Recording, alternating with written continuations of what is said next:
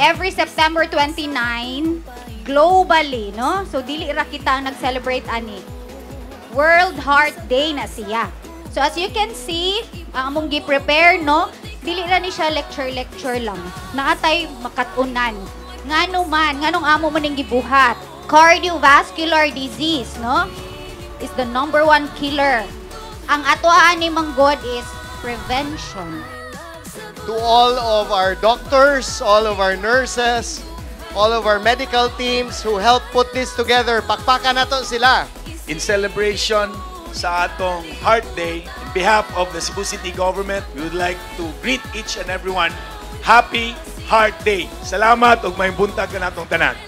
So, para malikayan ng stroke, vision loss, heart attack, heart failure, so, kinahanglan gyud ta magsigig monitor sa BP, muadto ta sa nearest health center or any healthcare worker sa atoang barangay para matagaag sakto nga tambal o ma-monitor ang blood pressure kung ni-respond ba gyud sa tambal. Ha? Makalipay kayo nga daghan ang iari kay ni Yes nga mag-amping na sa ilahang kasing-kasing. So at least 1 hour of exercise, physical activity per day.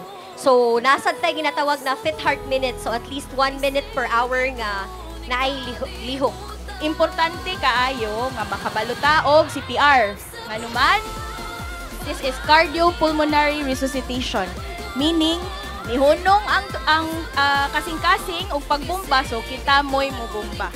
Salamat sa inyong presensya ni ining World Heart Day September 29 celebration nagisaulog usab sa ubang PHA chapter.